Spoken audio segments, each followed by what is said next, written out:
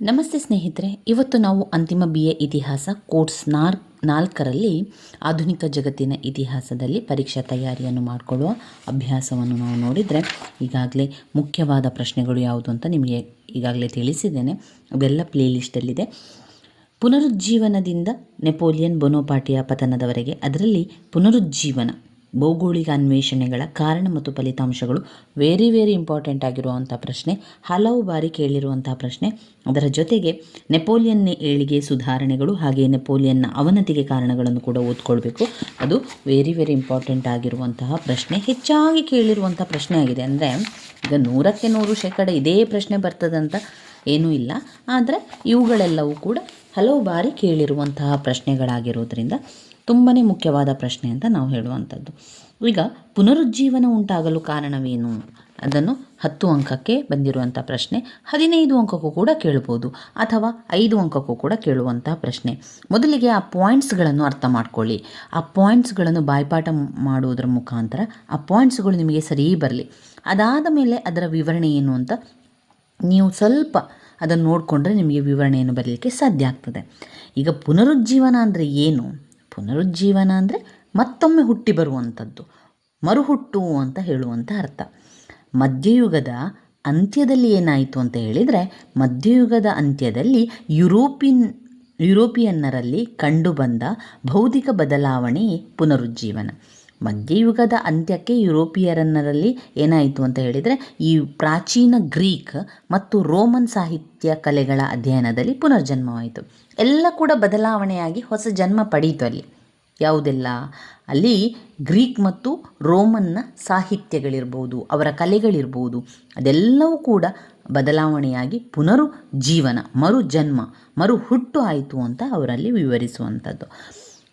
ಪುನರುಜ್ಜೀವನದ ಲಕ್ಷಣಗಳನ್ನು ನಾವು ನೋಡಿದರೆ, ಅದರಲ್ಲಿ ಮಾನವೀಯತೆ, ಕುತೂಹಲತೆ, ವಿಮರ್ಶಾತ್ಮಕ ಪ್ರವೃತ್ತಿ, ಸ್ವತಂತ್ರ ಆಲೋಚನೆಗಳು, ಇದು ಪುನರುಜ್ಜೀವನದ ಲಕ್ಷಣಗಳಿಗೆ ಬರ್ತದೆ. ಯಾವುದೆಲ್ಲ? ಮಾನವೀಯತೆ, ಒಂದು ಕುತೂಹಲತೆ, ವಿಮರ್ಶಾಕ ಪ್ರವೃತ್ತಿ, ಸ್ವತಂತ್ರ ಆಲೋಚನೆಗಳು. ಈ ಮಾನವೀಯತೆ ಇರುವಂಥದ್ದು ಅಂತ ಹೇಳಿದರೆ ಒಬ್ಬರಿಗೊಬ್ಬರು ಸ್ಪಂದಿಸುವಂಥದ್ದು, ಒಬ್ಬರ ಕಷ್ಟಗಳಿಗೆ ಇನ್ನೊಬ್ಬರು ಮಾನವೀಯತೆಯನ್ನು ವ್ಯಕ್ತಪಡಿಸುವಂಥದ್ದು. ಕುತೂಹಲತೆ ಎನ್ನುವಂಥದ್ದು ಪ್ರಾಚೀನ ಲ್ಯಾಟಿನ್ ಕಲೆಗಳಲ್ಲಿ ಆಸಕ್ತಿ ಬೆಳೆಸಿ ತಮ್ಮನ್ನು ತೊಡಗಿಸಿಕೊಳ್ಳುವುದನ್ನು ಕ್ಲಾಸಿಕಲ್ ರಿವೈವಲ್ ಎಂದು ಕರೆಯುವಂಥದ್ದು. ಎಲ್ಲದರ ಸತ್ಯಾಸತ್ಯತೆಯನ್ನು ಕಂಡುಕೊಳ್ಳುವುದು, ವಿಮರ್ಶೆ ಮಾಡುವಂಥದ್ದು. ವೈಜ್ಞಾನಿಕವಾಗಿ ಹಾಗೂ ಪ್ರಯೋಗಶೀಲವಾಗಿ ದೃಷ್ಟಿಕೋನವನ್ನು ಬೆಳೆಸಿಕೊಳ್ಳುವುದು, ಅದು ಸ್ವತಂತ್ರ ಆಲೋಚನೆಗೆ ತರುವಂಥದ್ದು ವಿಚಾರ ಆಗಿರ್ತದೆ. ಇನ್ನು ಪುನರುಜ್ಜೀವನ ಉಂಟಾಗಲು ಕಾರಣವೇನು ಅಂತ ಬಂದಾಗ, ಒಂದು ಕಾನ್ಸ್ಟಂಟಿನೋಪಲ್ ನಗರದ ಪತನ ಆಯಿತು. ಅದಾದ ಮೇಲೆ ಧರ್ಮ ಯುದ್ಧಗಳಾದವು, ಭೌಗೋಳಿಕ ಸಂಶೋಧನೆಗಳಾದವು, ಚರ್ಚಿನ ಪತನ ಆಯಿತು, ರಾಷ್ಟ್ರ ಮತ್ತು ರಾಜ್ಯಗಳ ಏಳಿಗೆ ಆಯಿತು, ವೈಜ್ಞಾನಿಕ ಮನೋವೃತ್ತಿಯ ಬೆಳವಣಿಗೆ, ಮುದ್ರಣ ಯಂತ್ರಗಳ ಸಂಶೋಧನೆ ಆಯಿತು, ವಿಶ್ವವಿದ್ಯಾನಿಲಯಗಳ ಉಗಮ ಆಯಿತು, ರಾಜರ, ಪೋಪರ, ಸರದಾರರ ಪ್ರೋತ್ಸಾಹ ಸಿಕ್ಕಿತು, ಊಳಿಗಮಾನ್ಯ ಪದ್ಧತಿ ಉಂಟಾಯಿತು, ಇಟಲಿಯ ಪರಿಸರ, ಇಟಲಿಯ ಶ್ರೀಮಂತಿಗೆ, ರಾಷ್ಟ್ರೀಯತೆಯ ಸ್ಫೂರ್ತಿ ಸಿಕ್ಕಿತು, ಮಧ್ಯಮ ವರ್ಗದ ಉದಯ ಆಯಿತು, ಮಾನವತಾವಾದಿಗಳ ತವರು ಮನೆ ಇಟಲಿ ಆಯಿತು. ಮಾನವತಾವಾದಿಗಳ ತವರು ಮನೆ ಇಟಲಿ. ಇವಿಷ್ಟು ವಿಚಾರಗಳು, ಒಟ್ಟು 15 ಪಾಯಿಂಟ್ಸ್ಗಳು ನಮ್ಮ ಪುನರುಜ್ಜೀವನ ಉಂಟಾಗಲು ಕಾರಣವಾಗುವಂಥ ಅಂಶಗಳು. ಮತ್ತೊಮ್ಮೆ ಪಾಯಿಂಟ್ಸ್ಗಳನ್ನು ಹೇಳ್ತಾ ಹೋಗ್ತೇನೆ. ಕಾನ್ಸ್ಟಂಟಿನೋಪಲ್ ನಗರದ ಪತನ ಆಯಿತು, ಇಡೀ ಧ್ವಂಸ ಆಯಿತು, ಪತನ ಆಗಿ ಹೋಯಿತು. ಕಾನ್ಸ್ಟಂಟಿನೋಪಲ್ ನಗರದ ಪತನ ಆಯಿತು. ಧರ್ಮಯುದ್ಧಗಳು ಉಂಟಾದವು, ಭೌಗೋಳಿಕ ಸಂಶೋಧನೆಗಳಾದವು, ಚರ್ಚಿನ ಪತನ, ರಾಷ್ಟ್ರ ರಾಜ್ಯಗಳ ಏಳಿಗೆ, ವೈಜ್ಞಾನಿಕ ಮನೋವೃತ್ತಿಯ ಬೆಳವಣಿಗೆ, ಮುದ್ರಣ ಯಂತ್ರದ ಸಂಶೋಧನೆ, ವಿಶ್ವವಿದ್ಯಾನಿಲಯಗಳ ಉಗಮ, ರಾಜರ, ಪೋಪರ, ಸರದಾರರ ಪ್ರೋತ್ಸಾಹ, ಊಳಿಗಮಾನ್ಯ ಪದ್ಧತಿ, ಇಟಲಿಯ ಪರಿಸರ, ಇಟಲಿಯ ಶ್ರೀಮಂತಿಕೆ, ರಾಷ್ಟ್ರೀಯತೆಯ ಸ್ಫೂರ್ತಿ, ಮಧ್ಯಮ ವರ್ಗದ ಉದಯ, ಮಾನವತಾವಾದಿಗಳ ತವರು ಮನೆ ಇಟಲಿ. ನೀವು ಈ ಪುಸ್ತಕವನ್ನು ನೋಡಿದಾಗ ನಮಗೆ ಒಂದು ಯೋಚನೆ ಬರ್ತದೆ, ಇಷ್ಟೆಲ್ಲ ಓದಲಿಕ್ಕೆ ಸಾಧ್ಯ ಇದೆಯಾ? ಇಷ್ಟೆಲ್ಲ ಯಾವಾಗ ನಾನು ಓದೋದು? ಪರೀಕ್ಷೆಗಾಗುವ ನನಗೆ ಇಷ್ಟನ್ನೆಲ್ಲ ಹೇಗೆ ನೆನಪಲ್ಲಿ ಇಟ್ಕೊಳ್ಳುವಂಥದ್ದು ಅಂತ ನೀವು ಅದರ ಬಗ್ಗೆ ಚಿಂತೆ ಮಾಡಬೇಡಿ. ನೀವೇನು ಮಾಡಬೇಕು, ಮುಖ್ಯವಾಗಿರುವಂತಹ ಪ್ರಶ್ನೆಗಳಲ್ಲಿ ಪಾಯಿಂಟ್ಸ್ಗಳೇನಿದೆ ಅಂತ ನೀವು ತಿಳ್ಕೊಳ್ಬೇಕು. ಆ ಪಾಯಿಂಟ್ಸ್ಗಳನ್ನು ನೀವು ಕಲಿಬೇಕು.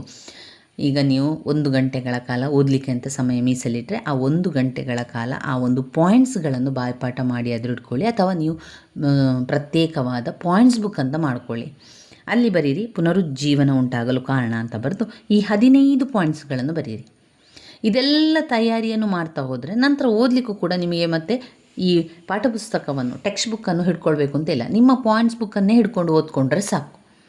ಆ ಪಾಯಿಂಟ್ಸ್ಗಳು ನಿಮಗೆ ಸರಿಯಾಗಿ ಬಂದ ಮೇಲೆ ಆ ಪಾಯಿಂಟ್ಸ್ನ ಒಳಗಡೆ ಯಾವ ವಿಚಾರ ಇದೆ ಎನ್ನುವಂಥದ್ದನ್ನು ಸ್ವಲ್ಪ ನೋಡಿಕೊಂಡ್ರೂ ಕೂಡ ನಮಗೆ ಎಲ್ಲ ಕೂಡ ಬರೀಲಿಕ್ಕೆ ಸಾಧ್ಯ ಆಗ್ತದೆ. ಕಾನ್ಸ್ಟಂಟಿನೋಪಲ್ ನಗರದ ಪತನ ಅಂತ ಹೇಳಿದರೆ, ಇಲ್ಲಿ ಆ ನಗರ ಸಂಪೂರ್ಣವಾಗಿ ಕಾನ್ಸ್ಟಂಟಿನೋಪಲ್ ನಗರ ಎನ್ನುವಂಥದ್ದು ಸಂಪೂರ್ಣವಾಗಿ ಪತನ ಆಗ್ತದೆ. ಅಲ್ಲಿ ಒಂದು ಸಂಸ್ಕೃತಿ, ಶೈಕ್ಷಣಿಕ, ವಾಣಿಜ್ಯ ಕೇಂದ್ರವಾಗಿ ಬೆಳೀತು. ಅದು ಪ್ರಪಂಚದಲ್ಲಿ ಅತ್ಯಂತ ಪ್ರಸಿದ್ಧವಾಗಿ ಬೆಳೆದಿರುವಂಥದ್ದು. ಅಟೋಮನ್ ಟರ್ಕರ್ ಏನು ಮಾಡಿದರು, ಕಾನ್ಸ್ಟಂಟಿನೋಪಲ್ ನಗರವನ್ನು ಆಕ್ರಮಿಸಿಕೊಂಡರು, ರೋಮನ್ ಚಕ್ರಾಧಿಪತ್ಯವನ್ನು ನಾಶಪಡಿಸಿದರು. ಟರ್ಕಿ ಸುಲ್ತಾನ ಧಾರ್ಮಿಕ ಪ್ರವೃತ್ತಿ ಉಳ್ಳವನಾಗಿದ್ದ, ಮತ್ತು ಅಷ್ಟೇ ಅಲ್ಲದೆ ಅವನು ಕ್ರೂರಿ ಕೂಡ ಆಗಿದ್ದ. ಈ ಮತಾಂತರ ಆದಂತಹ ಟರ್ಕರಿದಾರಲ್ಲ, ಅವರೇನು ಮಾಡಿದರು, ಕಾನ್ಸ್ಟಂಟಿನೋಪಲ್ ನಗರದಲ್ಲಿ ನೆಲೆಸಿ ಗ್ರೀಕ್ ಮತ್ತು ಲ್ಯಾಟಿನ್ ಪಂಡಿತರಿಗೆ ಕಿರುಕುಳವನ್ನು ಕೊಡಲಿಕ್ಕೆ ಆರಂಭ ಮಾಡಿದರು. ಈ ಹಿಂಸೆಯನ್ನು ತಡಿಲಿಕ್ಕೆ ಸಾಧ್ಯ ಆಗದಂತಹ ಈ ಪಂಡಿತರು ಅಮೂಲ್ಯ ಗ್ರಂಥ ಭಂಡಾರದೊಂದಿಗೆ ಏನು ಮಾಡಿದರು, ಇಟಲಿಗೆ ಹಾಗೂ ಯುರೋಪಿನ ಇತರ ಭಾಗಗಳಿಗೆ ಓಡಿ ಹೋದರು. ಅಂದರೆ ಕಿರುಕುಳ ಆಗ್ತಾ ಇತ್ತು, ಇಲ್ಲಿ ಬೇಡ ಇನ್ನು ಅಂತ ಹೇಳಿ ಅಲ್ಲಿಂದ ಕಾನ್ಸ್ಟಂಟಿನೋಪಲ್ ನಗರದಿಂದ ಇಟಲಿ ಮತ್ತು ಯುರೋಪಿನ ಇತರ ಭಾಗಗಳಿಗೆ ಓಡಿ ಹೋಗ್ತಾರೆ. ಯಾವಾಗ ಲ್ಯಾಟಿನ್ ಗ್ರಂಥದ ಭಂಡಾರವನ್ನೆಲ್ಲ ಹಿಡ್ಕೊಂಡು ಹೋಗ್ತಾರೆ. ಅವರು ಅನೇಕ ಕಲಿಕಾ ಕೇಂದ್ರಗಳನ್ನು ತೆರೆದು ಅವರಲ್ಲಿ ಬಹುತೇಕರು ಇಟಲಿಯ ಫ್ಲಾರೆನ್ಸಾ, ಜಿನೋವಾ, ರೋಮ್, ವೆನಿಸ್ ಎನ್ನುವಂತಹ ನಗರಗಳಲ್ಲಿ ಬಂದು ನೆಲೆಸ್ತಾರೆ. ಅಲ್ಲಿ ಲ್ಯಾಟಿನ್ ವಿದ್ಯಾ ಕೇಂದ್ರಗಳನ್ನೆಲ್ಲ ತೆರೀತಾರೆ. ಅಲ್ಲಿ ಬಂದ ಮೇಲೆ ಅವರೇನು ಮಾಡ್ತಾರೆ, ಗ್ರೀಕ್ ಲ್ಯಾಟಿನ್ ವಿದ್ಯಾ ಕೇಂದ್ರಗಳನ್ನು ತೆರೀತಾರೆ. ಹೀಗೆ ಗ್ರೀಕ್ ಮತ್ತು ಲ್ಯಾಟಿನ್ ಸಾಹಿತ್ಯವನ್ನು ಆಸಕ್ತಿಯಿಂದ ಕಲಿತ ಐರೋಪ್ಯದ ಜ್ಞಾನ ದಿಗಂತ ವಿಸ್ತರಿಸಿತು. ಅವರು ಹೆಚ್ಚು ವಿಚಾರಶೀಲರಾದರು, ನವವಿಚಾರ ಅವರಿಗೆ ಗೊತ್ತಾಯಿತು. ಇದರ ಫಲವಾಗಿ ಏನಾಯಿತು, ಪುನರುಜ್ಜೀವನ ಚಳುವಳಿ ಹುಟ್ಟಿಕೊಳ್ಳಲಿಕ್ಕೆ ಕಾರಣ ಆಯಿತು. ಇನ್ನು 2ನೇ ಪಾಯಿಂಟ್, ಧರ್ಮಯುದ್ಧಗಳು. ಅಲ್ಲಿ ನಡೆದಿರುವಂತಹ ಧರ್ಮಯುದ್ಧಗಳಿರ್ಬೋದು, ಅವುಗಳು ಒಂದು ಹೊಸ ಹುಟ್ಟಿಗೆ ಕಾರಣ ಆಗ್ತದೆ. ಕ್ರೈಸ್ತ ಪವಿತ್ರ ಸ್ಥಳಗಳ ರಕ್ಷಣೆಗಾಗಿ ಕ್ರಿಶ್ಚಿಯನ್ ಮತ್ತು ಅರಬ್ಬರ ನಡುವೆ ಧರ್ಮಯುದ್ಧಗಳಾದವು. ಕ್ರೈಸ್ತರು ತಮ್ಮ ಪವಿತ್ರ ನಾಡುಗಳನ್ನು ರಕ್ಷಿಸಿಕೊಳ್ಳಲು ತಮ್ಮ ಮನೆ ಮಠಗಳನ್ನು ತೊರೆದು ಅರಬ್ಬರೊಡನೆ ಹೋರಾಟಕ್ಕಿಳಿದರು. ಹೀಗೆ ಧರ್ಮಯುದ್ಧಗಳು ಐರೋಪ್ಯರಿಗೆ, ದೂರ ಉಳಿದಿದ್ದ ಐರೋಪ್ಯರಿಗೆ ಹೊಸ ಜನ, ಹೊಸ ಸಂಸ್ಕೃತಿ, ನಾಗರಿಕತೆಗಳ ಪರಿಚಯ ಕೂಡ ಆಗ್ತದೆ. ಧರ್ಮಯುದ್ಧಗಳು ಐರೋಪ್ಯರನ್ನು ಪರಿಚಯಿಸಿದವು. ಇವೆಲ್ಲ ಅವರ ಜ್ಞಾನ ದಿಗಂತ ವೃದ್ಧಿಸಿ ಹೊಸ ವಿಚಾರಗಳಿಗೆ, ಹೊಸ ಚಿಂತನೆಗಳಿಗೆ ಕಾರಣವಾದವು. ಇನ್ನು 3ನೇ ಪಾಯಿಂಟ್, ಭೌಗೋಳಿಕ ಸಂಶೋಧನೆಗಳು. ಭೌಗೋಳಿಕ ಸಂಶೋಧನೆಗಳು ಐರೋಪ್ಯರ ಹೊಸ ನಾಡುಗಳ ಶೋಧನೆಯಲ್ಲಿ ತೊಡಗಿತು. ಟರ್ಕರು ಕಾನ್ಸ್ಟಂಟಿನೋಪಲ್ ನಗರವನ್ನು ಮುತ್ತಿ ಅಲ್ಲಿನ ವ್ಯಾಪಾರಿ ಭೂಮಾರ್ಗವನ್ನು ಮುಚ್ಚಿದ್ರಿಂದ ಐರೋಪ್ಯರು ಹೊಸ ನಾಡುಗಳ ಶೋಧನೆಗೆ ತೊಡಗುತ್ತಾರೆ. ರಾಜರು ಸಹ ನೌಕಾಯಾನಗಳಿಗೆ ಪ್ರೋತ್ಸಾಹವನ್ನು ಕೊಡ್ತಾರೆ. ಹೀಗೆ ಐರೋಪ್ಯರಿಗೆ ಹೊಸ ಜನ, ಸಂಸ್ಕೃತಿ, ನಾಡುಗಳ ಪರಿಚಯವಾದಂತೆ ಅವರ ಜ್ಞಾನ ಹೆಚ್ಚಾಗಿ ಭೌತಿಕ ಕ್ಷೇತ್ರದಲ್ಲಿ ಗಮನಾರ್ಹ ಬದಲಾವಣೆಗಳು ಕೂಡ ಆಗ್ತದೆ. ಇಷ್ಟೇ ಅಲ್ಲದೆ ಜ್ಞಾನ ಮತ್ತು ಸಂಪತ್ತುಗಳೆರಡೂ ವೃದ್ಧಿ ಆಗ್ತದೆ.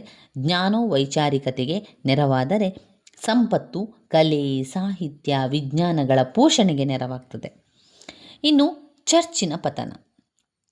ಮಧ್ಯಯುಗದಲ್ಲಿ ಚರ್ಚ್ ಮಾನವನ ಭೌತಿಕ ಕ್ಷೇತ್ರದಲ್ಲಿ ಕಡಿವಾಣ ಹೇರಿತ್ತು. ಮಾನವ ಸ್ವತಂತ್ರವಾಗಿ ಯೋಚಿಸಲು ಮತ್ತು ಚರ್ಚಿಸಲು ಚರ್ಚ್ ಅವಕಾಶ ಕೊಟ್ಟಿರಲಿಲ್ಲ. ಅದು ಅಂಧಶ್ರದ್ಧೆಯನ್ನು ಬೋಧಿಸುವ ಕತ್ತಲೆಯಾಗಿತ್ತು. ಚರ್ಚಿನ ದಾಸತ್ವವನ್ನು ಎಲ್ಲರೂ ಒಪ್ಪಬೇಕಿತ್ತು. ಚರ್ಚ್ ಹೇಳಿದ್ದು ಸುಳ್ಳಾಗಿರಲಿ, ಸತ್ಯವಾಗಿರಲಿ ಮರು ಪ್ರಶ್ನಿಸದೆ ಅಲ್ಲಿ ಒಪ್ಪಬೇಕಿತ್ತು. ಹೀಗಾಗಿ ಅಂದು ಮುಕ್ತ ಚಿಂತನೆಗಳಾಗಲಿ ಅಥವಾ ಪ್ರಗತಿಗಾಗಲಿ ಆಸ್ಪದವಿರಲಿಲ್ಲ. ಆದರೆ ಲ್ಯಾಟಿನ್ ಸಾಹಿತ್ಯ ಅಧ್ಯಯನದ ರಾಷ್ಟ್ರೀಯ ರಾಜರ ಪ್ರಾಬಲ್ಯದಿಂದಾಗಿ ಕ್ಯಾಥೋಲಿಕ್ ಚರ್ಚಿನ ಪ್ರಭಾವ ಕುಗ್ಗಿಹೋಯಿತು. ಈಗ ಮಾನವ ವೈಜ್ಞಾನಿಕವಾಗಿ ಚಿಂತಿಸಲು ಆರಂಭಿಸಿದ ಕಲೆ, ಸಾಹಿತ್ಯ, ಮುಕ್ತ ಚಿಂತನೆ ಚರ್ಚ್ ಹಿಡಿತದಿಂದ ಮುಕ್ತವಾದವು. 5ನೇ ಪಾಯಿಂಟ್, ರಾಷ್ಟ್ರ ಮತ್ತು ರಾಜ್ಯಗಳ ಏಳಿಗೆ. ಕ್ಯಾಥೋಲಿಕ್ ಚರ್ಚಿನ ಪ್ರಭಾವ ಕ್ರಮೇಣ ಕುಗ್ಗಿತು. ನಗರ, ರಾಜ್ಯ ಹಾಗೂ ಚರ್ಚ್ ರಾಜ್ಯ ಕಲ್ಪನೆ ಕೊನೆಗೊಂಡಿತು. ಪರಾಧೀನತೆ ಭಾವನೆ ತೊಲಗಿತು. ಆಗೇನಾಯಿತು, ರಾಷ್ಟ್ರಧರ್ಮಗಳ ಜನ ಇಚ್ಛಿಸಿದರು. ಚರ್ಚ್ ದಾಸ್ಯದಿಂದ ಮುಕ್ತರಾದ ರಾಜರು ಪ್ರಬಲಗೊಂಡು ಅನೇಕ ರಾಷ್ಟ್ರೀಯ ರಾಜ್ಯಗಳನ್ನು ಕಟ್ಟಿದರು. ರಾಜರು ಸ್ವತಂತ್ರ ರಾಷ್ಟ್ರೀಯ ಚರ್ಚ್ಗಳನ್ನು ಸ್ಥಾಪಿಸಿಕೊಂಡು ಚೀನಾ ಪರಮಾಧಿಕಾರವನ್ನು ಧಿಕ್ಕರಿಸತೊಡಗಿದರು. ರಾಜರು ಮುಕ್ತ ಆಲೋಚನೆ, ಗ್ರೀಕ್ ಮತ್ತು ಲ್ಯಾಟಿನ್ ಸಾಹಿತ್ಯಗಳ ಅಧ್ಯಯನಕ್ಕೆ ಪ್ರೋತ್ಸಾಹಿಸಿದರು. ಮುಕ್ತ ಕಲಿಕೆ ಮತ್ತು ಚಿಂತನೆಗೆ ಅವಕಾಶವನ್ನು ಕಲ್ಪಿಸಿದರು. ಸ್ಪೇನ್, ಪೋರ್ಚುಗಲ್, ಇಂಗ್ಲೆಂಡ್, ಫ್ರಾನ್ಸ್ಗಳಲ್ಲಿ ಇಂತಹ ರಾಷ್ಟ್ರ ರಾಜ್ಯಗಳ ಏಳಿಗೆಯಾದವು. ವೈಜ್ಞಾನಿಕ ಮನೋವೃತ್ತಿಯ ಬೆಳವಣಿಗೆ. ಮಧ್ಯಯುಗದ ಕೊನೆಯಲ್ಲಿ ವಿಚಾರವಾದಿಗಳ ಗುಂಪೊಂದು ಹುಟ್ಟಿಕೊಂಡು ಚರ್ಚ್ ವಿಚಾರಧಾರೆಯನ್ನು ವಿವೇಕಿಸಿತು. ಅವರು ಸಕಾರಣವಿಲ್ಲದೆ ಯಾವುದಕ್ಕೂ ಒಪ್ಪುತ್ತಿರಲಿಲ್ಲ. ಡಾಂಟೆ, ಪೀಟರ್ ಅಬೆಲಾರ್ಡ್, ರೋಜರ್ ಬೇಕನ್, ಎರಾಸ್ಮಸ್ ಚರ್ಚಿನ ಕುರುಡು ನಂಬಿಕೆಗಳನ್ನು ಬಯಲು ಮಾಡಿದರು. ಸ್ವತಂತ್ರ ಚಿಂತನೆಗೆ ಕರೆ ನೀಡಿದರು. ಅವರೇನು ಮಾಡ್ತಾರೆ, ವಿಚಾರಶೀಲತೆ, ವಿಮರ್ಶಕತೆ, ಚಿಕಿತ್ಸಕ ಪ್ರವೃತ್ತಿ, ಪ್ರಯೋಗಶೀಲತೆಯನ್ನು ಜನರಲ್ಲಿ ಕರೆ ನೀಡಿದರು. ಅವರು ವಿಚಾರವಂತಿಕೆ, ಮೂಢನಂಬಿಕೆಗಳ ಕಣ್ಮರೆಗೆ ಕಾರಣವಾಯಿತು.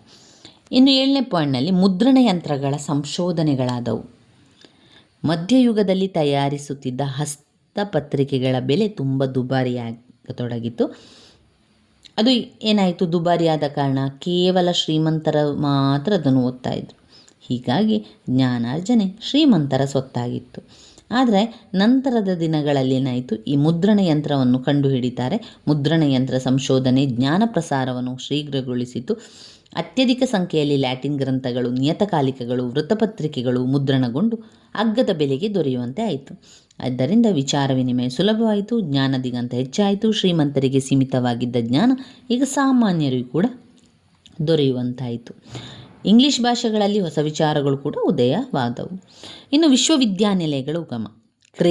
Cambridge, Oxford, Paris, Naples, Bologna, Rome, Padua, Salamanca, Wittenberg, Bonn ವಿಶ್ವವಿದ್ಯಾನಿಲಯಗಳು ಸ್ಥಾಪನೆಯಾದವು. ಅವು ಗ್ರೀಕ್ ಮತ್ತು ಲ್ಯಾಟಿನ್ ಸಾಹಿತ್ಯಗಳ ಅಧ್ಯಯನ ಕೇಂದ್ರಗಳಾಗಿದ್ದವು. ಹಾಗೆಯೇ ಜಾನ್ ಕಾಲೆಟ್ ಏನು ಮಾಡ್ತಾನೆ, ಅಲ್ಲಿ ಶಾಲೆಯನ್ನು ತೆರೀತಾನೆ.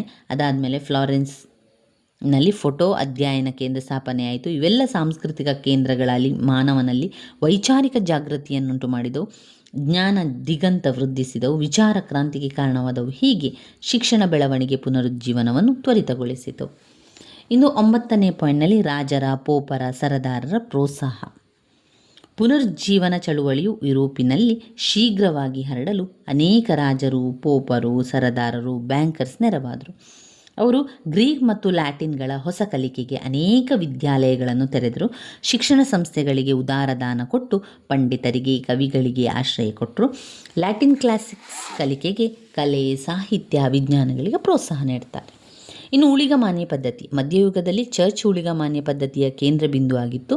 ಅದು ಭೌತಿಕ ಕ್ಷೇತ್ರವನ್ನು ನಿಯಂತ್ರಿಸುತ್ತಾ ಇತ್ತು, ಮಾನವನನ್ನು ಕತ್ತಲೆಗೆ ದೂಡಿ ಹಾಕಿತ್ತು. ಧರ್ಮಯುದ್ಧಗಳಲ್ಲಿ ಕುಲೀನಮನ್ಯರು, ಜಾಗೀರುದಾರರು ಹತರಾದರು. ಅವರು ಆಸ್ತಿ ಶ್ರೀಸಾಮಾನ್ಯರ ವಶವಾಯಿತು. ಮಧ್ಯಮ ವರ್ಗ ಉದಯಿಸಿತು. ಅವರು ಮುಕ್ತ ಕಲಿಕೆ ಹಾಗೂ ಚಿಂತನೆಯಲ್ಲಿ ತೊಡಗಿದರು. ಚರ್ಚಿನ ದುರಾಚಾರಗಳನ್ನು ನಿರ್ಭಯವಾಗಿ ಟೀಕಿಸಲಾರಂಭಿಸಿದರು. ಇನ್ನು 11ನೇ ಪಾಯಿಂಟ್, ಇಟಲಿಯ ಪರಿಸರ. ಪಾಪ್ ರಾಜಧಾನಿ ರೋಮ್ ಲ್ಯಾಟಿನ್ ಸಾಹಿತ್ಯ ಕೇಂದ್ರವಾಗಿತ್ತು. ಅಲ್ಲಿ ಶಾಂತಿ ಸುಭಿಕ್ಷತೆ ನೆಲೆಸಿತ್ತು. ಅಲ್ಲಿ ಅನೇಕ ಕವಿಗಳು, ವಿಜ್ಞಾನಿಗಳು, ವಿಚಾರವಾದಿಗಳು ಹುಟ್ಟಿದರು. ಭೌಗೋಳಿಕ ಅನ್ವೇಷಣೆಗಳಲ್ಲಿ ಅದು ಮುಂದೆ ಇದ್ದಿತ್ತು. ಪ್ರಗತಿಪರ ಚಿಂತನೆಗಳು ಜನ್ಮ ತಾಳಿದ್ವು. ಹೀಗೆ ಇಟಲಿಯ ವಾತಾವರಣ ಪುನರುಜ್ಜೀವನ ಚಳುವಳಿಯ ಮಟ್ಟಿಗೆ ನೆರವಾಯಿತು.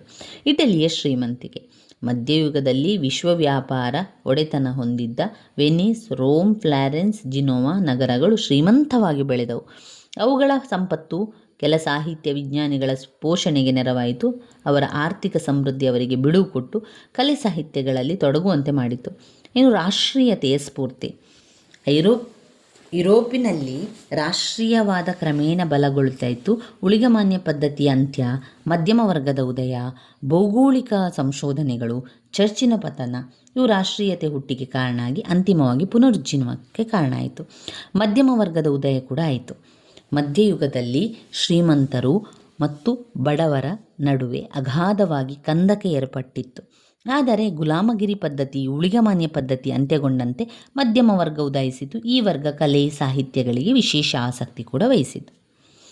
ಇನ್ನು 15ನೇ ಪಾಯಿಂಟ್, ಮಾನವತಾವಾದಿಗಳ ತವರು ಮನೆ ಇಟಲಿ. ಖಗೋಳ ಅನ್ವೇಷಣೆಗಳು, ಭೌಗೋಳಿಕ ಸಾಹಿತ್ಯ ರಚನೆ ಇವು